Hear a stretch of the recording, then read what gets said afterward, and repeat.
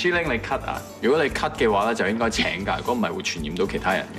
喂，我只不過係天氣乾燥啲，個喉嚨有啲痕就想咳啫，我係仲可以返到工㗎。OK， 喉嚨乾咳就嚇。其實咧喉嚨痕咧就有啲好簡單嘅方法咧可以舒緩嘅，不如一齊問下方博士好冇？好啊，方博士你好。你好。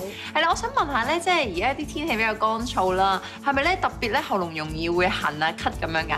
冇錯啊，其實天氣乾燥，氣温裏面嘅水分咧比較少啦，咁好容易咧就刺激到我哋嘅喉嚨同埋氣管咧，而引發性呢個過敏性嘅咳嗽嘅。咁當然啦，如果空氣加點一啲污濁咧，咁就更加容易啦。咁我知道啦，用一杯熱水啦就可以舒緩到啦，但係其實應該要點做咧？咁其實咧好簡單嘅啫，家庭觀眾咧可以喺屋企咧用一個面盤啦，或者用一個水杯啦，裝住一啲熱水，係有水蒸氣揮發上嚟嘅。咁然之後我哋將個面、將個鼻擺喺個熱水上面啦，咁然之後吸入一啲水蒸氣，咁就可以減低咗呢個情況噶啦。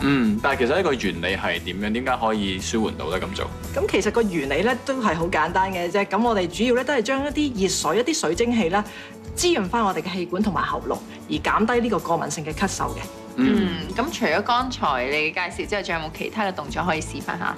咁除咗頭先嘅聞水蒸氣之外啦，咁其實咧我哋可以食喉糖都得㗎。咁而喺運動方面咧，我哋咧亦都可以做一個深呼吸嘅運動，而幫助我哋肺部嘅氣體交換，而改善呢個情況㗎。咁我哋點樣做呢個運動？就係咧，我哋首先咧將兩隻手啦放喺我哋嘅胸骨側邊，要高啲嘅。咁大概喺腋下隔住一個手掌位度。咁咧我哋咧就用個鼻慢慢吸氣。咁吸氣嘅時候咧，我哋會覺得咧隻手嗰個位置係脹出嚟嘅個胸腔，係啦。咁 hold 住5秒喎。咁跟住用個口慢慢呼氣，係啦。呼氣嘅時候咧，我哋會覺得個肋骨咧係凹入去嘅，係啦。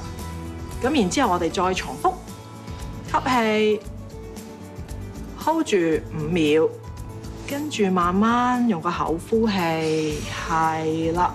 咁記住我哋做嘅時候咧，唔好縮起膊頭，唔好縮起條頸喎，我哋要放鬆嘅。哇，都幾難做，同埋好似谷住個氣咁樣喎嚇。係要做幾多組先至叫做可以舒緩到咧？咁我哋通常咧做5至6下咧就可以休息一陣嘅。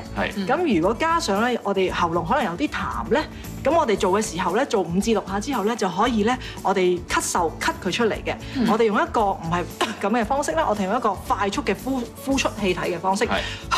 咁樣咁啊可以咳到啲痰出嚟啦。咁樣仲有冇其他方法可以舒緩啲痰嘅？有㗎。咁除咗咧我哋做呢個深呼吸運動啦，我哋啲痰出嚟之外咧，其實咧我哋咧朝頭早起身瞓喺張床度咧，打側個身啦，咁將個枕頭放喺腰間，將條腰晾高少少啦，咁咧亦都可以做一個姿勢排痰嘅動作㗎。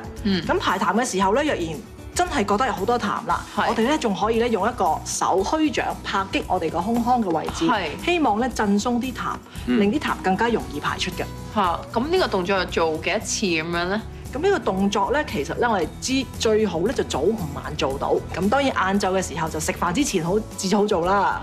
但係咁樣做咧，會唔會即係拍到周身傷，同埋即係呢啲胸口位置會唔好咁樣咧？係，你問得好好啊！咁記住咧，我哋拍痰嘅時候咧係用一個虛掌嘅形式啦，即係話咧我哋個手板咧係一個空氣嚟嘅，唔係打落去嘅。咁同埋放鬆手腕，噗噗噗噗噗咁樣嘅聲音咧就啱㗎啦。但係我又想知喎，咁你點知係因為即係天氣或者咩令到你有啲痰啊，或者啲喉嚨痛，定係要咩情況，譬如持續性要去睇醫生咧？冇錯啦，咁如果呢個有痰嘅情況或者持續咳嗽唔停嘅情況咧，幾耐有冇啊？